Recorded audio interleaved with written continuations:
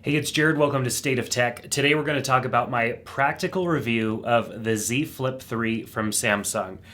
Now, I've been watching these flip phones and fold phones since they first came out, and they've been very intriguing to me. I like the idea of minimizing the footprint of all of the tech and things that I have in my life. I try to minimize my wallet as much as possible and carry as few of keys and other accessories on me. I just don't like to have myself weighed down with things in my pockets. So any attempt at minimizing is something that definitely draws me in and I find interesting.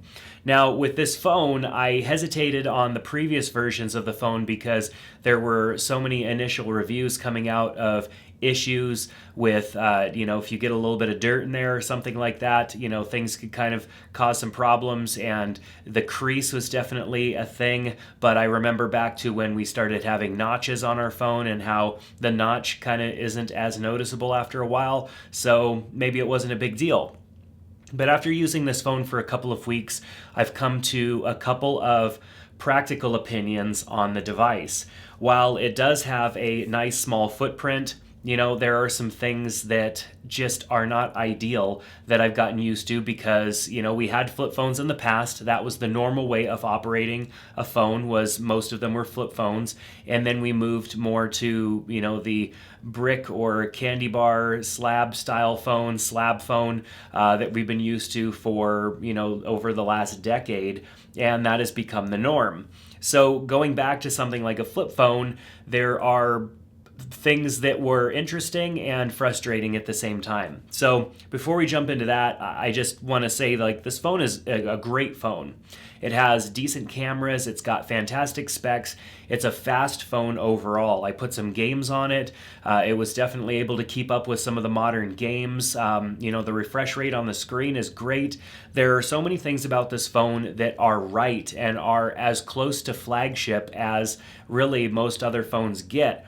And so as far as a phone goes, the phone experience when the phone is open and you're using it as a normal phone, everything is absolutely fantastic, which is what you would expect from Samsung because they pack a lot of performance in their devices and they give you a lot. Even though sometimes the price is a little high these days, they give you a lot in these devices. So with that said, I don't want to go too far into the specs or anything like that other than battery life was good enough for me on any given day. I never really ran out of battery, even on the first several days where I was really heavily using the device. I had at least about 15% battery life at the end of the day.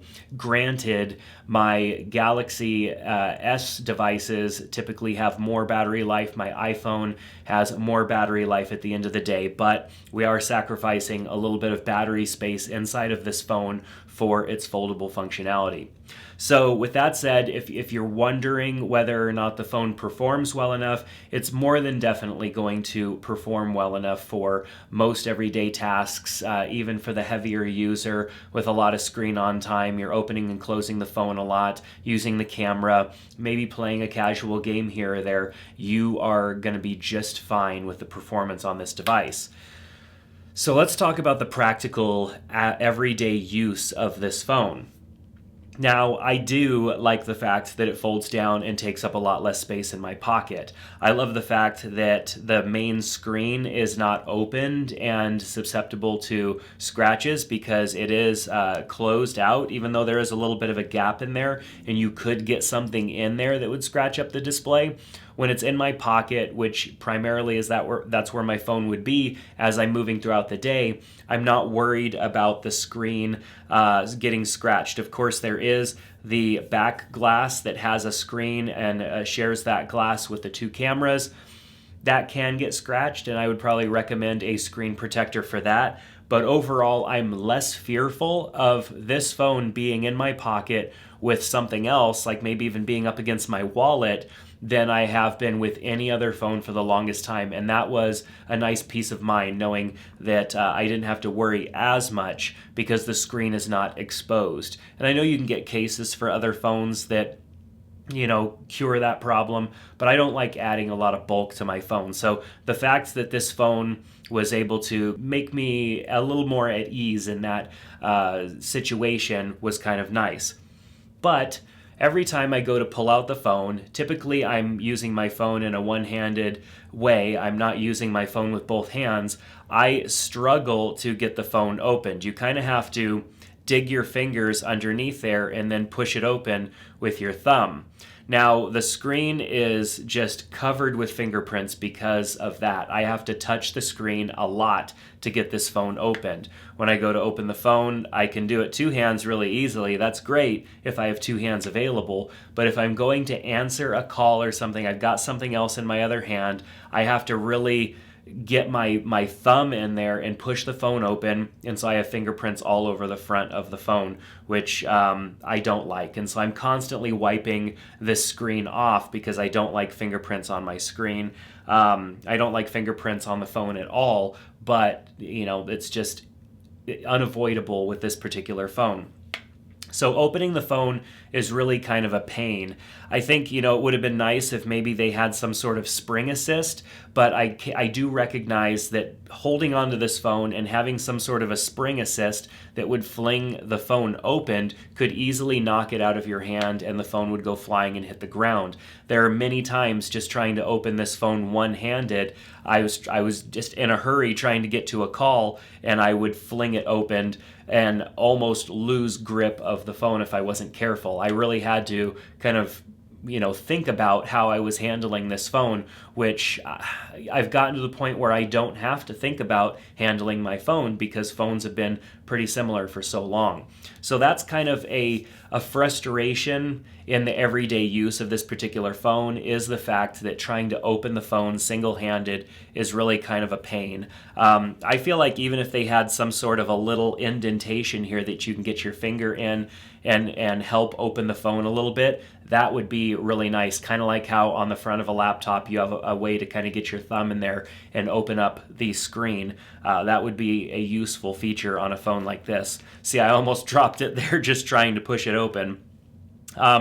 I actually love the fingerprint unlock being on the side of the phone. That is great. It's taken a little bit of time to get used to because the only phone that I've ever had that on was a Sony phone several years ago. So unlocking the phone with the thumb right there on the side is fantastic. And then of course, if you program in your index finger on the other side, you can easily unlock it with your index finger. And so even if I'm utilizing my phone left-handed, which for me has been even harder to get the phone opened left-handed, I can unlock it that way.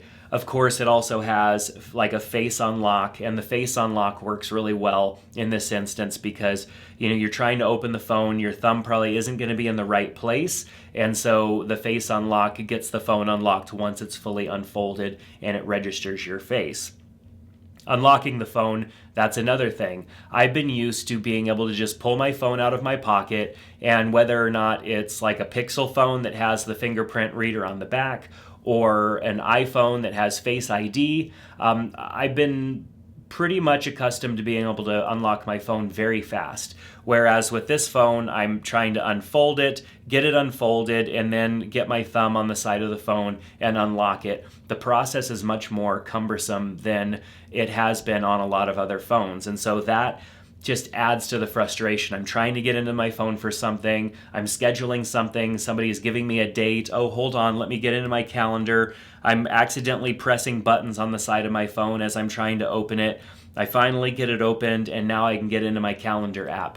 And that process is a little bit too much. I want to be able to get into my phone. I don't like my phone being in my way. I want it to be of course, my organizational device, access to all of my information, phone calls, texts, all of that stuff, but I want the phone itself to stay out of the way. And this phone just does not stay out of the way because I'm constantly having to really be careful as I open this phone so that I don't go either send it flying out of my hand or drop whatever's in my other hand because I'm trying to, get the phone opened and then unlock it. It's just, even with muscle memory, I've been trying to open and close this phone a bunch just to get used to it, jam my thumb in there and get it open. And while I've been able to increase that speed in which I could get the phone opened and unlocked, it still takes a significantly greater amount of time to go through that process than it does on any of my other phones. Even the Galaxy phones with the in-screen fingerprint reader, which is not the best experience, still unlocks faster as far as, me getting my phone out of my pocket, unlocking it, or even using the face unlock, with the Samsung device that's not a folding phone. So, I don't know. With that said, it's just been very tough for me to love this phone because of that. Now, the crease is somewhat noticeable. When you're scrolling text, you're reading Twitter or news or any other sort of updates on the phone, as you're scrolling past, it draws your eye to it, the crease. Even though the crease is not very noticeable when you're looking at things like full screen images or video, it is noticeable when you're scrolling past different things on the screen. I am really impressed by the quality of the screen. It definitely, blew me away just that they were able to have the quality that they have in a screen that's going to fold.